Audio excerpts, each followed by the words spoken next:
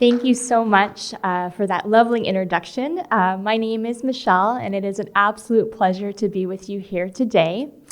As you heard from my bio, I am a 2-time stroke survivor. I was 11 years old when I had my first stroke due to a rare deformity in my brain that I was born with. It was a brain lesion called an arteriovenous malformation. It's a mouthful. It's abbreviated AVM, and what that is, it's a tangle of blood vessels and arteries in the brain that lack the capillaries in between to slow the blood flow. And so my doctors explained it to me as, imagine a ball of twine, and that ball of twine is your veins and arteries in your brain. Now imagine that ball of twine being all tangled up with no beginning and no end. And imagine that as being the veins and arteries. So that's kind of a visual of the type of lesion I have. And so when your blood pressure rises, it causes hemorrhagic strokes because that blood has nowhere to go, so the veins and arteries burst. I had been a perfectly normal child until the night of my stroke, when I was in a deep stretch, holding my breath, and I had my arms lifted up, my toes pointed down, and I heard this whooshing in my brain, and it felt like whoosh, whoosh, whoosh, and I could feel it. And then all of a sudden I felt something burst, and then I had a horrible headache that felt like sledgehammers were pounding into both sides of my temples. I had trouble calling for my mom and my sister. It was the middle of the night. And the next day, my mom came to wake me for school, and I was vomiting and had a horrible headache, and so she thought I had the flu. 5 days later, she took me to the hospital, and they discovered the AVM. Most AVMs are a size of a dime to the size of a quarter, but mine was the size of a sausage, and it went vertically into the brain through 3 different lobes. On the left side, the motor strip, which controls right-sided movement, through the parietal lobe, which controls language and speech, and through the occipital lobe, which controls vision. Most AVMs are operable. Mine was inoperable. It was so big. In fact, it was the largest AVM ever recorded in history. And so the doctor said, there's no way we're going to operate on this thing. And so the course of treatment was to do 3 radiation treatments over the course of the next 3 years. I had my first radiation treatment a month after my diagnosis, and with that type of radiation, it takes 6 months to 3 years for results to show. And 6 months later, I started getting drop foot on my right foot, and then my leg went completely dead. I still had feeling, I just couldn't move my leg. 2 months after that, my arm went completely dead. And what had happened is they radiated the motor strip on the left side, and it caused permanent paralysis of my body. And so I went from being a perfectly normal, healthy child to someone who was permanently disabled and paralyzed on my right side, not from the stroke, but from the radiation. And so I had to learn how to do everything all over again. I was formerly right-handed. I had to learn how to write with my left hand. I had to learn how to button my pants, tie my shoes, and all of the other activities of daily living that we take for granted. But luckily, children are very resilient, and I was able to learn how to adapt and really just live a very positive, normal life. Before I got sick, I was very athletic and I loved sports, and I really wanted to play a sport. And when I got to high school, and I thought, what sport can I play that doesn't require running? And I thought, volleyball. I can skip my way around the court and I could serve with one hand, and I did. I tried out for the team, I made the team, and by the time I was a senior, I was a varsity volleyball captain and the most enthusiastic bench warmer in all of the league. But rewind a little bit, about a year after my first radiation treatment, I had my second radiation treatment, and there was luckily no negative side effects. And then when I was about 14 years old, it came time for my third radiation treatment, and the doctor said the AVM is still there. It's shrunk down to the size of a dime or a quarter, but it's so deep in the brain, it's still inoperable. And so we have to radiate. But if we do, you're likely going to lose your ability to speak or understand language. So what is the most important thing to a teenage girl? Talking on the phone, boys, social life. And so I told the doctor, there is no way I'm going to have that third treatment of radiation and risk becoming more disabled than I already am. He said, okay, Michelle, well, you know, if you don't have this radiation treatment, you're not going to live to be 30 years old. And I said, 30 is a long way away. And so I vowed at that moment to live every day to the fullest, knowing that I had a limited life expectancy. And that's when I tried out for volleyball. That's when I really immersed myself in my studies. And I could have chosen a life of just depression and sadness, why me, which I did go through a little bit, but instead I chose to really see the positive. I went to college, I traveled all over the world, I climbed the Great Wall of China, I saw the Taj Mahal, I volunteered to help children who are orphaned to AIDS and in Africa. And when I came home from this study abroad trip in college, I realized, gosh, you know, before I kind of felt cheated. Like, what did I do to deserve this life sentence? Am I being punished for something? Did I do something wrong? Why me? Why did God do this to me? And I struggled with that. And when I left the United States and I saw how all around the world there are so many people suffering and how good we really have it here in America, I knew I had to devote my life to serving others. And I didn't know what exactly that looked like until I took a death and dying class in college. And I was a senior, and a part of the assignment was to volunteer with Hospice. And so I was visiting my patient, and like me, she had had a stroke. But unlike me, she was 84 years old. She was permanently bedbound. She was paralyzed on one side, and she had severe aphasia, or difficulty speaking. She could understand, but she just couldn't articulate very well. And when I had shared with her that I also had a stroke, we immediately formed a bond, one that transcended age and time, and she lit up. And I would go and I'd read to her every week, once a week, about great women in America. And I read to her every single week until the week she died 2 months later. And when she passed away, her sons asked me to give the eulogy at the funeral.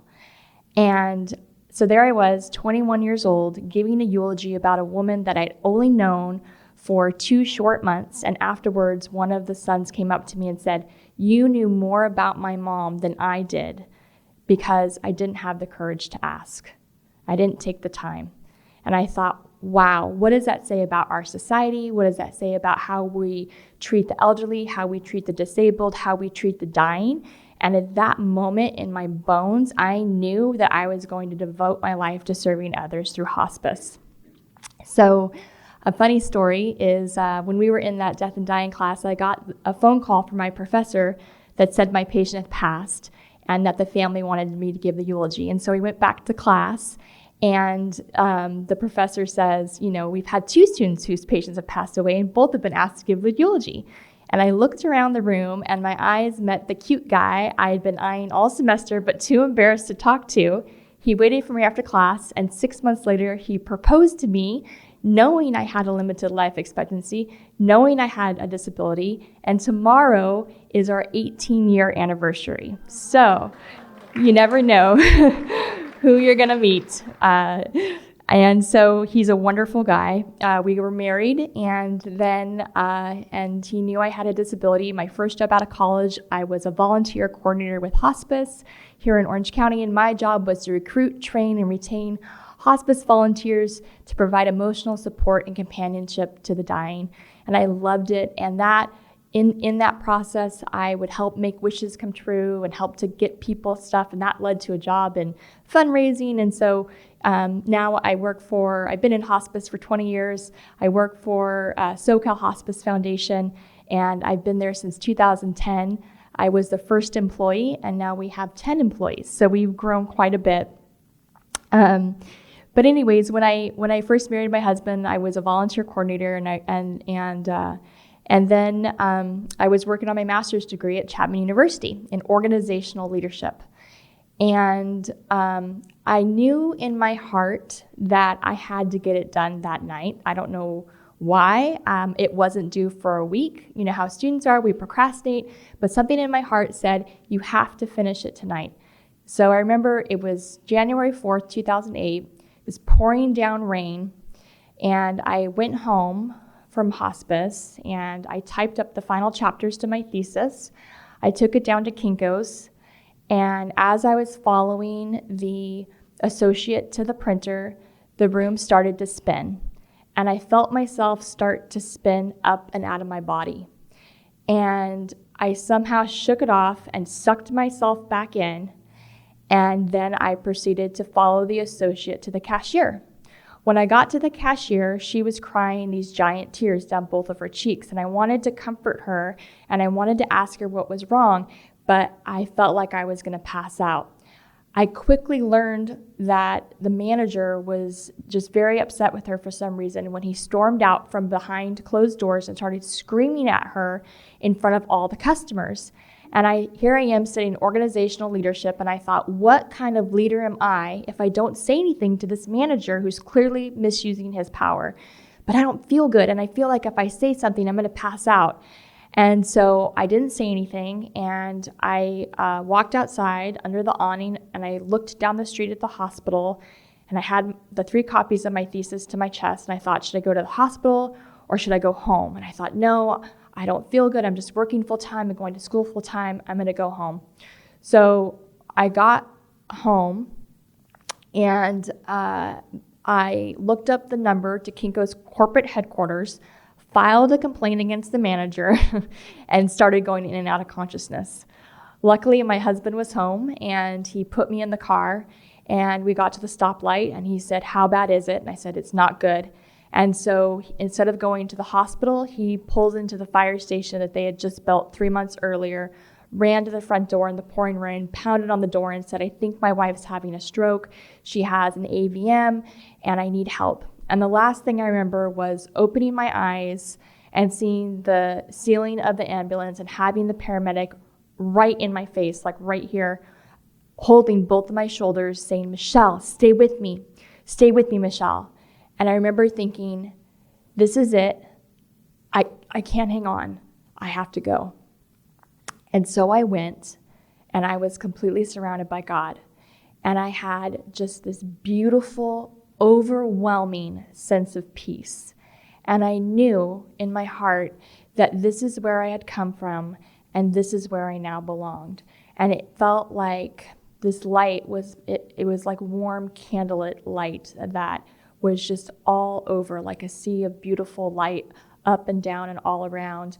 And then I started to hear prayers, and they were specific prayers of people I knew, asking for healing, for that I would wake up, and then what I believe were prayers being lifted up in every language to people, from people all over the world, for everything we pray for hope, forgiveness, love, peace, freedom, and I just knew that this was a glimpse of heaven.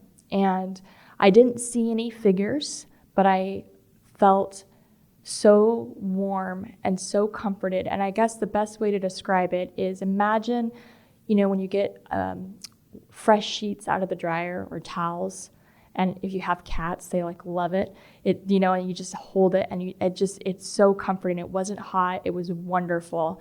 And I was just so at peace, and I didn't want to come back at all. I did not want to come back.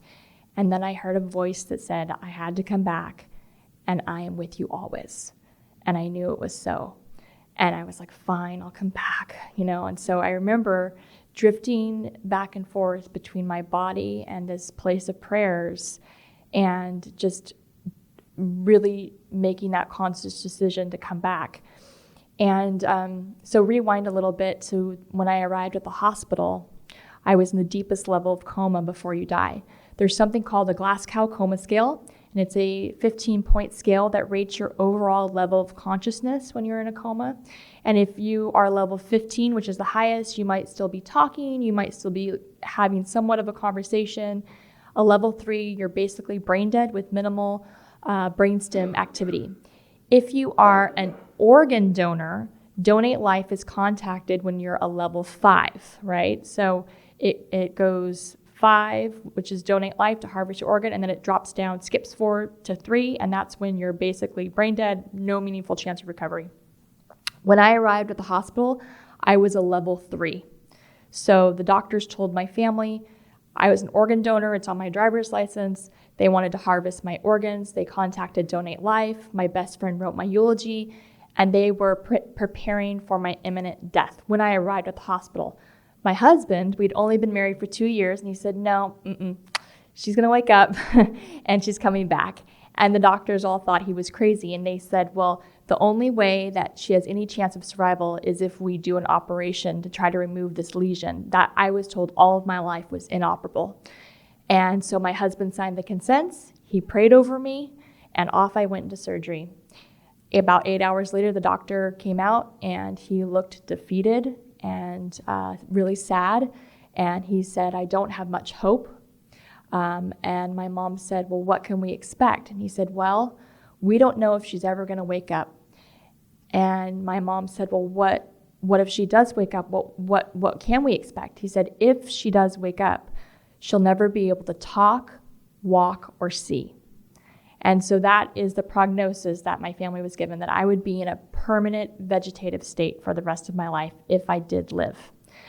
And so there was a lot of turmoil between my family because my mom and my sister and my dad, they'd all known all of my life that I wasn't going to live very long. I was 25. I wasn't supposed to live to be 30. They were ready to say goodbye. But my husband, we'd only been married for 2 short years, and he's like, no, I am not going to lose my bride.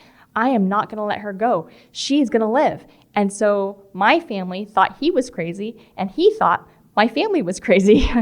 And so it led to a little bit of tension there. But in the end, it all worked out. And so a lot of times people wonder, can my loved one hear me when they're in a coma? Should I talk to them? Should I pray with them? And I want to say that when I was in my coma, I could hear everything. I could hear the doctor say, Michelle, if you can hear me, open your eyes. If you can hear me, squeeze my hand. And I remember trying to open my eyes and trying to squeeze their hand, but it felt like my eyes were made of thick steel, and I couldn't move my hand even how hard I tried. It was like I just couldn't move. But it wasn't like I was trapped in my body, because I was surrounded by God, and I was at peace, and it was wonderful. And then I remember my mom read a card to me, and it was a card from someone I particularly cared about, and a tear rolled down my cheek. And my mom started screaming and says, oh my gosh, she can hear me, she can hear me. And the nurse ran in, and the nurse said, no, she can't hear you. She's just in pain, and up my morphine. And I remember when the doctor came in, and he said, we have to put a tracheotomy in her. She's been on a ventilator for 6 days. Tomorrow's day 7, and you can't be on a ventilator longer than 7 days. And my husband said, well, let's just wait. I think she's going to wake up.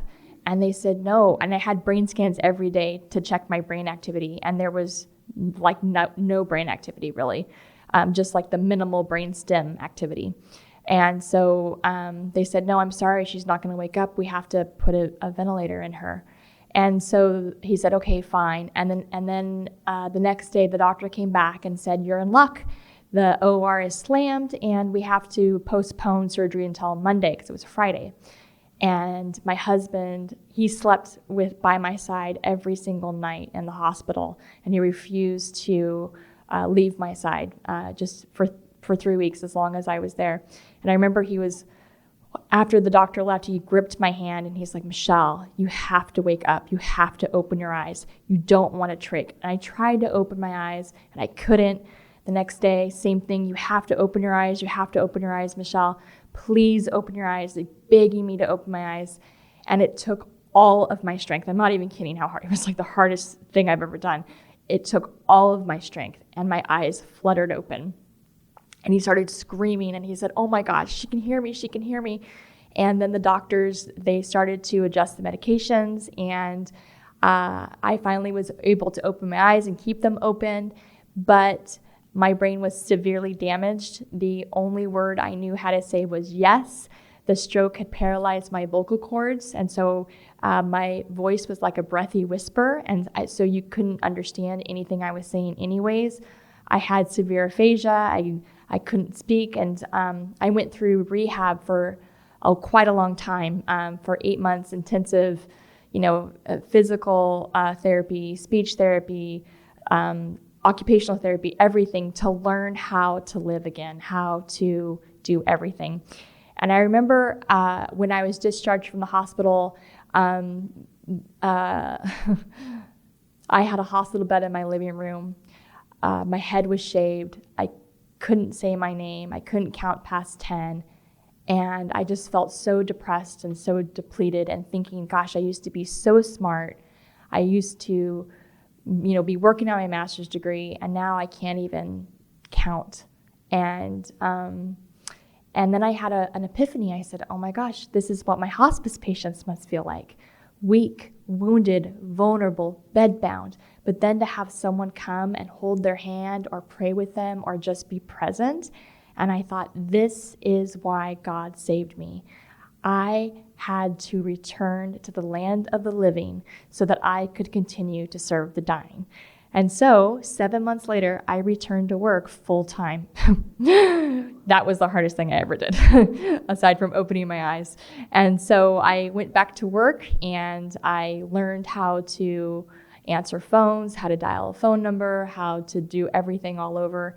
And it was definitely a difficult, challenging time, but it forced me to reuse my brain at a critical time in the recovery process. And the doctors think that's why I've had such a remarkable recovery. So here I am today. My AVM is gone. I have a normal life expectancy, and I have the privilege of coming alongside terminally ill children and adults and giving them hope, dignity, comfort, and love. And so I work for SoCal Hospice Foundation, and it's a nonprofit organization that works with hospices throughout Southern California to help meet needs that are not covered by the hospice benefits. So we help with things like food, transportation, final wishes, caregiving, and housing. And so I'm going to focus the rest of my presentation on hospice experiences that demonstrate evidence of the afterlife. And first, I want to talk a little bit about what hospice is. For those of you who aren't familiar, hospice is a Medicare benefit for anyone who's been diagnosed with a terminal illness of 6 months or less to live. It is a choice that people make not to seek aggressive treatment. So it's after all, if you have been battling cancer and it's been a rough road and you're just tired and you don't want to seek aggressive treatment anymore, you can go on hospice and focus on receiving comfort care. And we offer bereavement support, and we care for all types of patients, not just cancer, but COPD, heart failure, stroke, anything that might cause a terminal illness. And so that's kind of what hospice is. And it is the most wonderful, beautiful, dignified model of care, I think, in our healthcare system. And the number one comment I hear from the families and patients I work with every day is, I wish I would have known about hospice sooner. I wish I would have called hospice sooner, because hospice doesn't speed up death. Actually, people who come onto hospice have a longer life expectancy than people who choose to seek aggressive treatment. And so hospice really allows you to live comfortably, to be surrounded by family and friends, to have a visiting nurse, go to wherever you call home, a social worker to help with final arrangements, a home health aide to come out and help with bathing, a social worker to kind of connect you with resources in the community like SoCal Hospice Foundation, and then you get a volunteer visitors. And so people on hospice perk up and they start to have purpose again. They might be isolated and alone, and all of a sudden they have all of these people just pouring into them, giving them love. And so it's proven that hospice patients live longer than patients who choose not to have hospice. And so I want to talk a little bit about what happens in the dying process, just so that you guys are aware of what happens. So when a person is what we call actively dying. So hospice has a really good gauge of when a person starts to transition from this slide to the next, because there are signs and symptoms that the body goes through that lets us know that the family needs to be called, that this death is going to occur within 1 to 5 days. And so the first sign is there's a decreased need for food. And this is often a difficult thing for families, because they want to continue to feed their loved one. They want them to continue eating, but it's a natural part of the dying process not to eat the food. Your metabolism slows and the patient begins to sleep more, and that's also very common. They might become confused or disorientated about time, place, might not know where they're at. There's changing in their breathing, so they might have deeper breaths, prolonged breaths. They might have increased pain, and so that's when we see them needing more morphine. They might become restless. It's called terminal agitation, where they pick at their clothes, or they just become agitated, or they may begin to see people in the room that others cannot see. They might be people that they know, like loved ones who are coming to take them, or it might be people they don't know. But most of the time, they are not scary. They are coming to take them to the other side. In addition to that, another physical change that occurs is patients begin to their feet, toes begin to get cold, and then their hands begin to get cold. It's called mottling, and it becomes cool to the touch, and it changes in color. And then there are secretions in the back of the throat, and it's very disturbing to listen to. It's also known as the death rattle. It's like a gurgling noise in the back of their throat. It doesn't hurt. It's not painful. They're not choking, but it can be disturbing for families to hear that. And then the last thing to go before a person dies is their hearing. So even if they are completely comatose and it looks like they're going to pass away any minute, they can still hear. So just like when I was in my coma, I could hear everything. It is proven over and over that hearing's the last thing to go. So we really encourage families to come and say goodbye to their loved one, tell them they love them, because even if they're not responding, they can still hear that, and it helps them to let go. My first experience with death happened when I was 15, and my grandma passed away from bone cancer, and she was terrified of death. She did not want to die. She was scared of what would happen. And for weeks before she passed, she would see people in the room coming to take her. And she would say to us, she would be talking to someone in the room, and we would say, "Who are you talking to?" And she said, they're coming to take me. And we asked, "Are they scary?" And she said, "No, they're not scary." And then moments before she passed away, and she'd been in a hospital bed for months. Moments before she passed away, she sat up in her bed and she lifted her hand up and she said, "Up, up," and then she fell back and died. And so we believe that she was going up to heaven. I also had a good friend, and this is when I was at SoCal Hospice Foundation not too long ago, a couple years ago. She was a donor and a dear friend of mine, and she called me. And she said, "Michelle, I think I need hospice." And she was very, very ill. And I said, "Okay, I'm coming over." So I went over to her house, and I could tell she was actively dying. And she was gray, she couldn't breathe. And she said, I want to go on hospice. And I said, "Okay, can we call your family?" She's like, "No, I don't need to call my family." I said, "Okay, let me call hospice," and called her husband, and we got everything together. We got her on hospice. And then her daughters found out that she was on hospice, and they became upset because they felt like they should have control over their mom. And they said, "No, you're going to the hospital." And so they took her to the hospital, and it turned out that she had a horrible lung disease, and her lungs were at like 0% capacity, and she was in fact actively dying. And so they put her on a ventilator, And her daughters called me and said, my mom wants to see me or see you. Will you come to the hospital? So I went to the hospital and I saw her, and she was just looking at me like, help me. And her family had created this letter board, and they had her spell out letters. And they said, what do you want to say to Michelle? And she spelled out the letters, help. And it broke my heart, because she did not want to seek that aggressive treatment. She wanted to die in her home, in her bed, with her husband by her side. But her family was not on the same page, and they didn't have those end-of-life conversations that I encourage everyone to have, so that the family is aware of what their loved one's wishes are. And now she's on a ventilator, dying in the hospital. And so she passed away in the hospital, and her husband told me that about a day or two later, he was sitting on their bed in her room, and he looked over at their wedding picture, and it started glowing. And then he heard Jean's voice, and she said, I love you, Joe.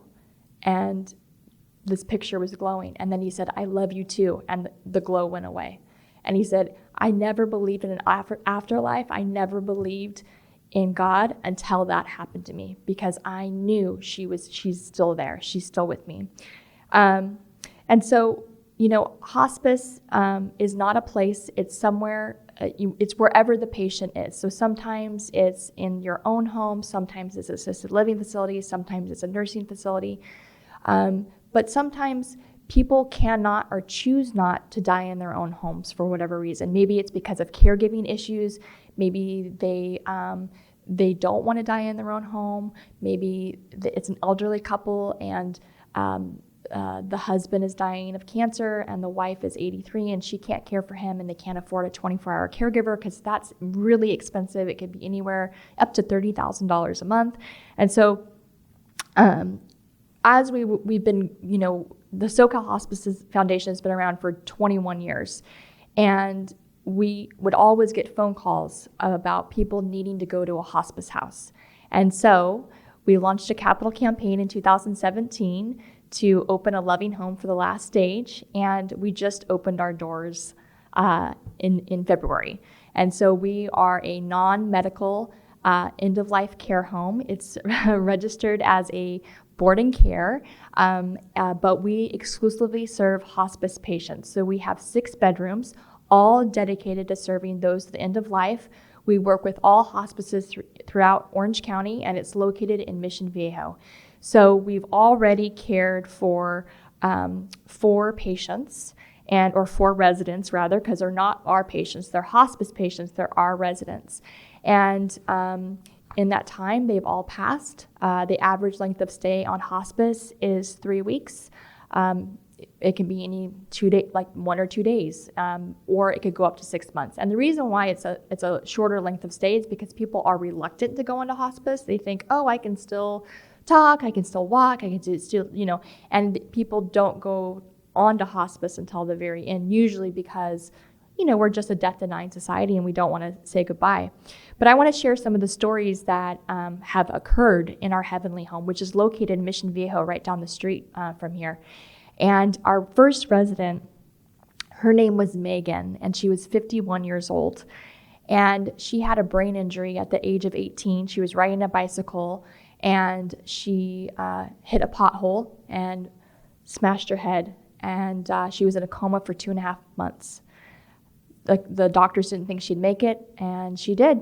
And she now was at the end of life from terminal breast cancer that had metastasized to her lungs and her liver.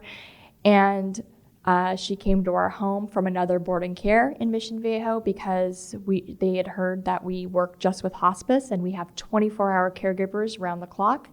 So she came to our house, and her request was to be baptized. And so she wanted to be baptized in our backyard. We have the house is absolutely gorgeous. When we were building the house and creating the house, we wanted to make it somewhere where anybody would want to go to spend their final days. I wanted to make it like a retreat, somewhere where I would want to go. I'd want to send my family to go, where anybody would feel comforted, loved, and cared for. And so she came to our home, and she had her own private room, And every room has outdoor patio access with wide enough doors for hospital beds to be wheeled out.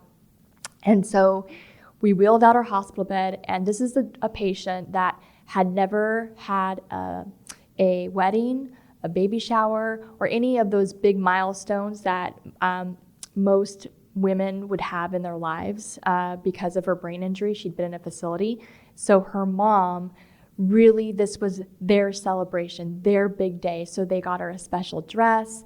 They put a crown of flowers on her head. We had a choir come and sing to her. And she told me, after I'm baptized, I'm ready to die to go to be with God. And I thought, I don't think so. I'm like, she's pretty alert. She can talk. And what I've seen in hospice, she's not like actively dying. She's not anywhere close to death. I'd say she has 2 or 3 months. So sure enough, a week later, I was at the house and I was feeding her. And as I was feeding her, she stopped and she looked out the window and she said, "Hold on, I'll be right there. I'm not ready yet. I'm not ready yet."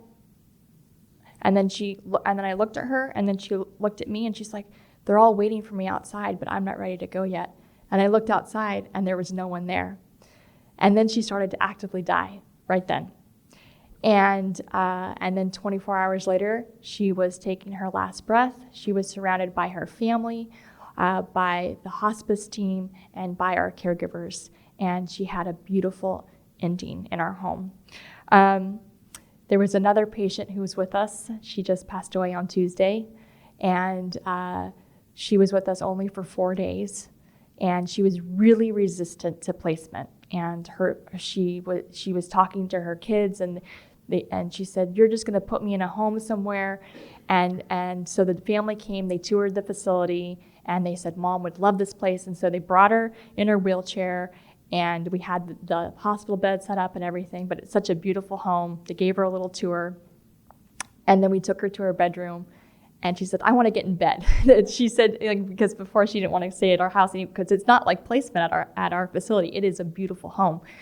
And so the family she was the matriarch of the family. They invited everyone from all over the country. They had a huge Mexican fiesta with 20 people there, and they all had the opportunity to come and say goodbye to her and tell her they loved her. And then right after the last person had left the party, she passed away. So it's like she had the opportunity to know. And we've seen a lot of times that patients wait until the last family member arrives before they pass away. Sometimes they need permission to let go, or they wait until the last person leaves the room and then they die. There was a patient who came to our facility who was a devout Catholic and actually a nun for 30 years. And she had no children, no family in the area. And she was actively dying for 5 days. And we kept thinking it would be any minute. And she just hung on. And we were all there by her side. But she waited till the last caregiver left the room, and then she passed away. She wanted to die alone. And so I really believe that the veil between life and death is very thin, that there is an afterlife, that there is somewhere we go when we pass away. And I don't think it's a scary place necessarily. It's somewhere where there's love and comfort and warmth. And so in hospice, we believe that there are 4 tasks to dying. And that first task is to ask for forgiveness or to say, "I'm sorry," to give forgiveness, to let someone know that you forgive them, to say, "I love you," and then finally to say goodbye. And so we do everything we can at the Heavenly Home and SoCal Hospice Foundation to help facilitate this. At the Heavenly Home, we encourage all families to come and visit. Each room has a recliner in it so that if family members do want to spend the night and stay vigil, they can. We believe spiritual care is of utmost importance, and we encourage, if the family requests it or the patient requests it, prayer. Prayer is often the only thing that will bring comfort. There's a really wonderful group of women in the area called the Threshold Choir, and they come and sing to our patients as they're actively dying. and it's just gorgeous. They came and sang to Joanne, and the family was so appreciative, and she was a devout Lutheran, and they just loved it. We have volunteers who make quilts for all of our patients. We have a volunteer who makes memory bears, and what she does is she takes 2 articles of their clothing and she makes a bear out of it, and we give it to the families, and they're so touched by that.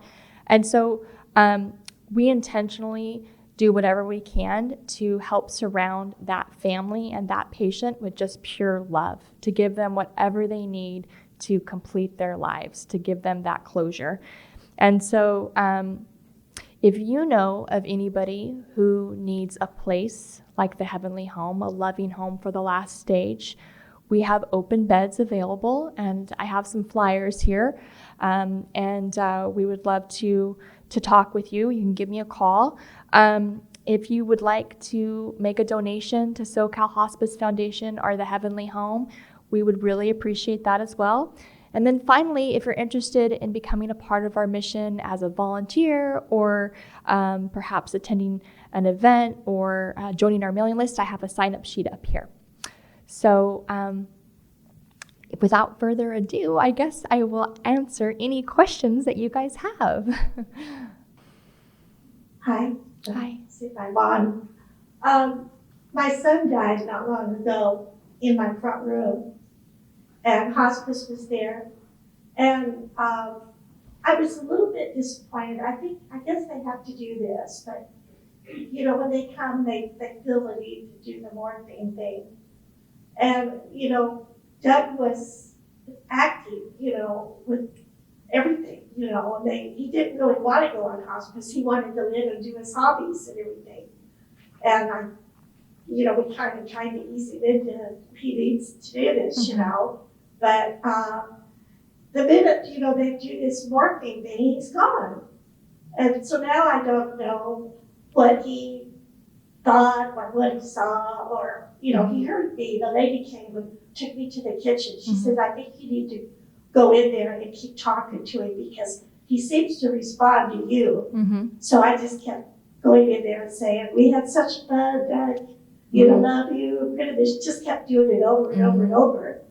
But yeah, I guess the morphine thing, I guess the hospice has to do that.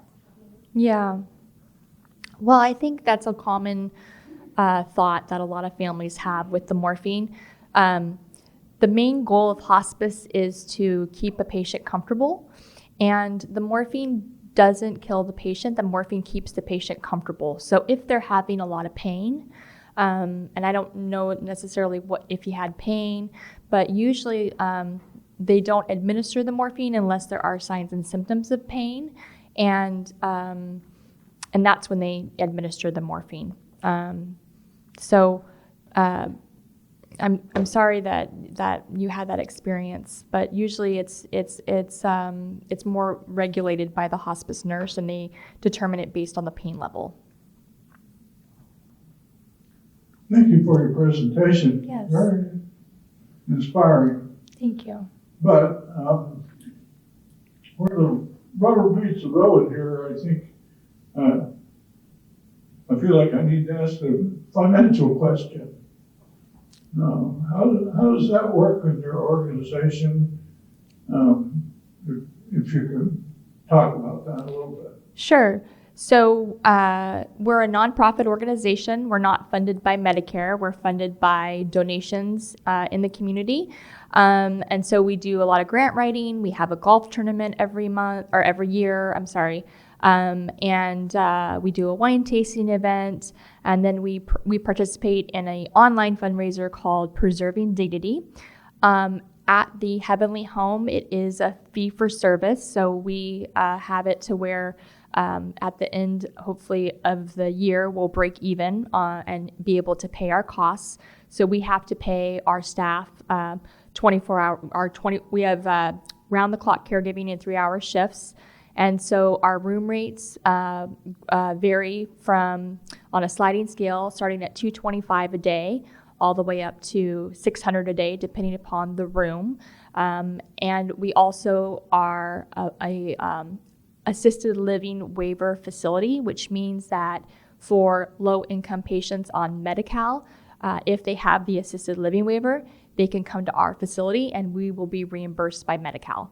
So that's how we operate. Yeah. Mm-hmm. I understand about the morphine and pain. What about anxiety? Yes, that's a great question. There is a lot of anxiety at the end of life, and there is medications for that. It's usually we give lorazepam or Xanax and to accompany the morphine, and those can be when they can't do pills anymore, we can give it sublingually or liquid form that dissolve like under the tongue or inside of the cheeks so that there's no choking hazard there. But anxiety is a common, people are scared about what's next and they're letting go. It's not always, death is not always peaceful and beautiful. Some death is very horrible to watch. It just depends really on the diagnosis and the person's level of, I believe, belief in an afterlife or spirituality. It helps when you have faith. It helps with the transition. And I believe that a more peaceful death occurs when you have the morphine and the lorazepam, because when you don't have the medications to help keep you comfortable, the death can be very painful and it's very difficult to watch. And it's not good for the patient either.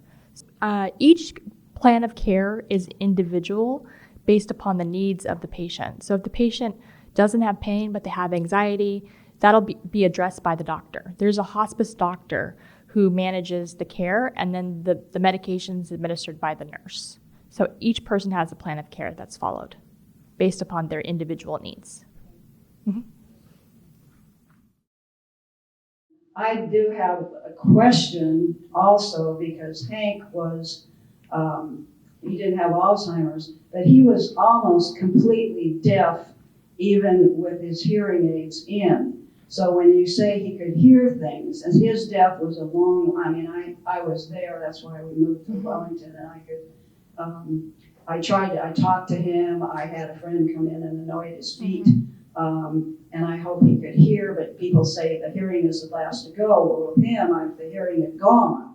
I would say with someone who's hard of hearing, touch, they probably could still feel the touch. Like I could feel when my husband was holding my hand, I could still feel touch. But I know that, when in the dying process, and even when I was in my coma, I could still hear things. But I'm not sure about people who are deaf. I would assume touch. I did not hurt. I was in no pain, but I could feel my husband holding my hand. I could feel him gripping my hand, and it brought me comfort. There was mention of a book. Yes. I wrote a book. It's called All We Have Is Today. And I wrote that with one hand and a damaged brain. And it's available on Amazon if you'd like to purchase it. It's won 3 National Gold Medal Book Awards. And it's really just my testimony. And it's starts when I was my first stroke and ends when I woke up from my coma after my second stroke. So it's my health journey. Yeah, thank you. Thank you for bringing that up. In November, my brother passed away. He was 65 years old. He had esophageal cancer, and it was taking up a third of his esophagus, and he was having trouble swallowing. He was very much in denial, and the last time we had to call 911 and rush him off to the hospital because he was vomiting blood and he couldn't breathe. They gave him blood transfusions, they gave him oxygen, and he felt as though he was improving in his mind. The hospice doctor came in and said, unfortunately, there's nothing we can do for you. We recommend hospice. And he agreed to that. He was still within his mind. A couple of days after that, we had started the paperwork. We were midstream in this whole process. And something in his mind kind of turned, and it was like a burst of energy. All of a sudden, he felt like he was going to be okay. And he started to become very agitated, and he talked about the anxiety Well, at this point, he thought he was going to be okay and started to refuse all medication. He didn't want any anxiety medication. He didn't want any pain medication. He just became more and more aggravated. To the point where he was getting angry. And so now I have a lot of guilt because I couldn't fulfill some of his dying wishes. And I think I forget what the question is now, but I think it was the burst of energy. Mm-hmm. You know, is there that burst of energy where they think they're going to be okay, but then he was so sick that he just started to slip every day, slip away. First of all, thank you for sharing your story, and I'm sorry for your loss. There is a burst of energy, and it looks different for every patient. Sometimes they, like in your case, they think they're getting better, and or the families think, oh gosh, mom looked like she was gonna pass away any day, but now she's like up and eating, and maybe she's gonna not get better, but maybe she's gonna live longer than we thought. And then the next day, there's a decline. There was a patient at our Heavenly Home who passed away on Thursday, and he was only with us for 2 days. And the day he died, he wanted to get up and go to the bathroom, so the caregiver helped to take him to the restroom. And I thought, he really got it. I didn't think there was any way he could even make it to the restroom with even the wheelchair and the caregiver's help. And sure enough, that was like his final burst of energy, and he passed away a couple hours later. So that burst of energy does occur. I'm not sure why.